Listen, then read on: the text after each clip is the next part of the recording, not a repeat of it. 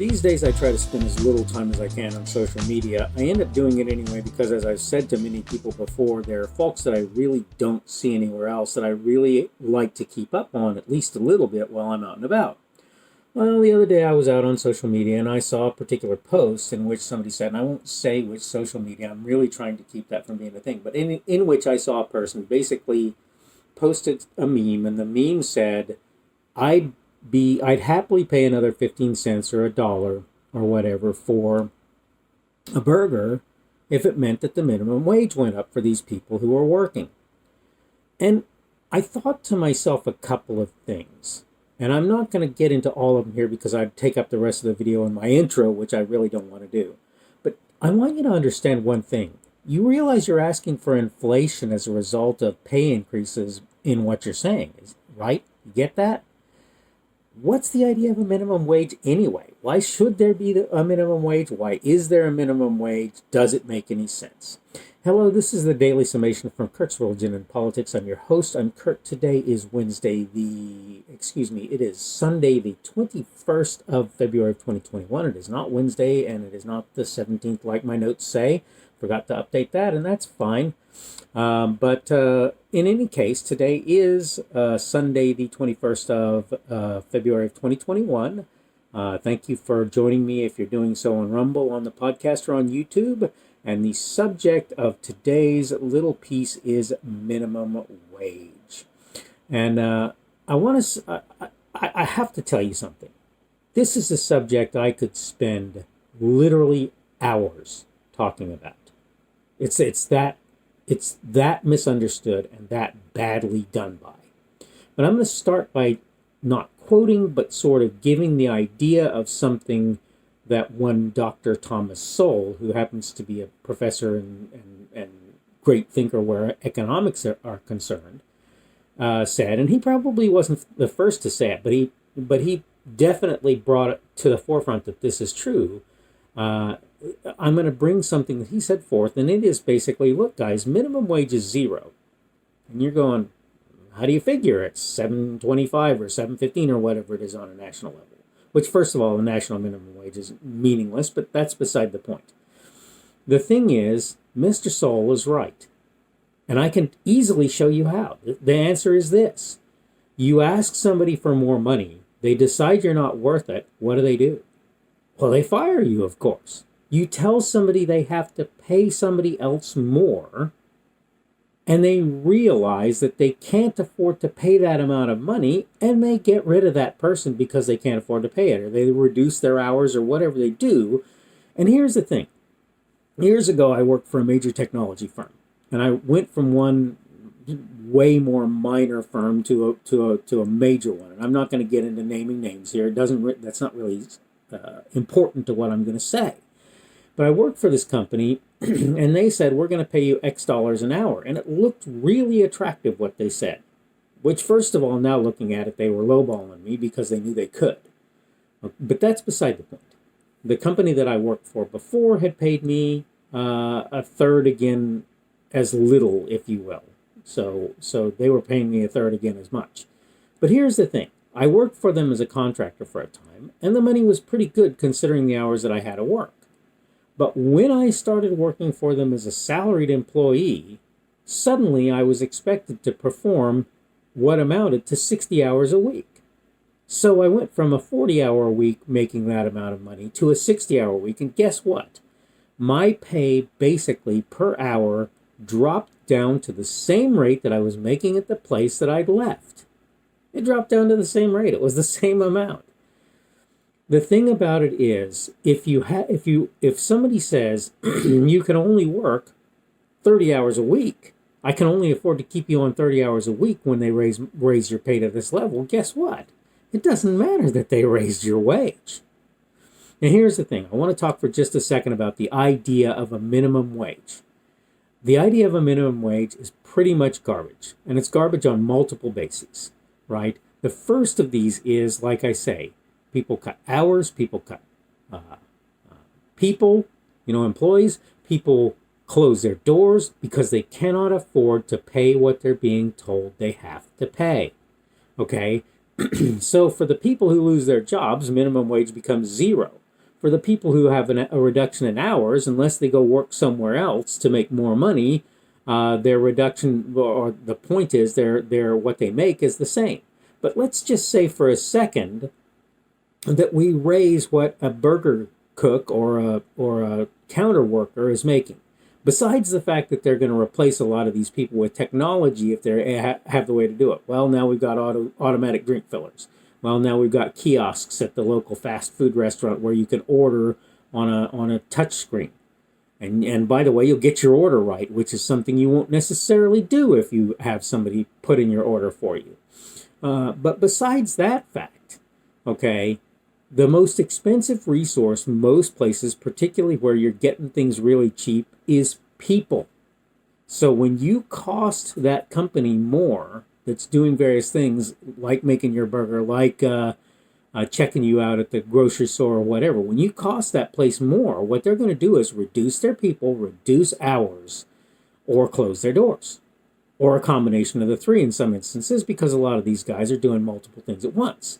So if you think that a minimum wage makes sense, you need to realize that what's going to happen in the long run, and by the way, and here's the thing, let's say for just a second they don't do any of those, what they are going to do is raise your prices. Oh, you don't mind paying more for a burger. How about a burger? How about what you buy in your local grocery store? How about what you get from the parts store? How about everywhere? How about what you pay in rent, because the guy who you're paying rent to is hiring people who fix things and who clean things and so forth. Everywhere you go, you're going to find that you're paying more. It's not that you're going to pay more for your burger, boys and girls. It's that you're going to pay more for everything. And here's the thing that people don't get. Okay, this is the key thing that people don't get. When you start having to pay more for everything, when prices go up, when you see inflation as a result of an increase in the minimum wage, what you need to realize is everybody along the line is going to want more money. Now, the higher up you go, the less concerned they're going to be about it, right? People like me, we make okay money, so it's going to hurt us some that you raise how much we pay for things, but not nearly as much as somebody who's making $8 an hour as opposed to, say, $7.25, okay? The thing is, that person making $8 an hour is going to have to make more money to live at the same standard that they did before if you raise the minimum wage. And by the way, if you raise the minimum wage to $8 an hour, your $8 an hour worker becomes a minimum wage worker. They become a minimum wage worker. So guess what? You got to raise their wage. Otherwise, they're no better off than they were, or than they would be working at a job where they have less responsibility. And this goes up for quite a while. People making less than $20 an hour will probably expect to see a bump in pay. And what do you think that's going to do? That's going to increase the cost of everything. And I've said this before, if you're not controlling both prices and wages, there is no way to make it so that bumping the wage up doesn't cause an inflationary spike. There's just no way. And here's the thing, say you control both. Say you try to control prices as well. Then what happens is, unless you force people to stay in business, people are going to go out of business if they feel like they can't make enough money out of what they're doing to make it worth their while to stay. I'm going to say this again. I can talk about this for a while because there are any number of unforeseen effects to what we're talking about. There are any number that people are not considering, that they're not thinking about. I get that you'd like to see a minimum wage worker make more money. By the way, very quickly, let's just say we have a purpose for the minimum wage. What is it? Is it so that my nephew Johnny can go work at the feed store and make minimum wage? Well, if it is, he's certainly not looking to survive off of that. So you talking about a living wage and a minimum wage as if they're the same thing is foolishness. What you're saying is that businesses who hire people who are trying to live off of that wage should pay them a living wage, which is kind of fallacious as well. But that's what you're saying. You're not really advocating for an increase in the minimum wage when you say that. All right, I'm about out of time. As much as I'd love to keep talking about this, this is a really important subject to me, and one that I wish so many people would grasp a bunch better. But that having been said, I really need to wrap this up because I know I'm running to the time where a lot of people really just don't have the time to spend listening to what I have to say. So I'm going to go ahead and shut my yap now. It is again Sunday, the 21st of February, 2021. I'm happy to have you aboard today. Again, if you're on Rumble, on the podcast, and on YouTube, remember you can like me on YouTube and you can give me a Rumble on Rumble, a positive one if you like what I'm saying. Yes, Rumble, not YouTube, like I said in a previous video. Hope you're doing well today. Hope things are going well for you. We're coming up on what a lot of people consider the start of the week, myself included. Start of the work week for many of us will be tomorrow. Again, thank you for everybody who's working the weekend, particularly in these difficult conditions. I do appreciate it, and I think a lot of people do as well. I'm glad to have had you aboard, as I say. Hopefully I'll be able to get another daily summation out tomorrow. That will be February the 22nd of 2021. And hopefully we will see you then. Hopefully, as I say, we will see you again tomorrow. The speaker on this edition of the Daily Summation is Kurt Schubert. This video was recorded on Sunday, the 21st of February of 2021. The Daily Summation is created for Kurt's Religion and Politics.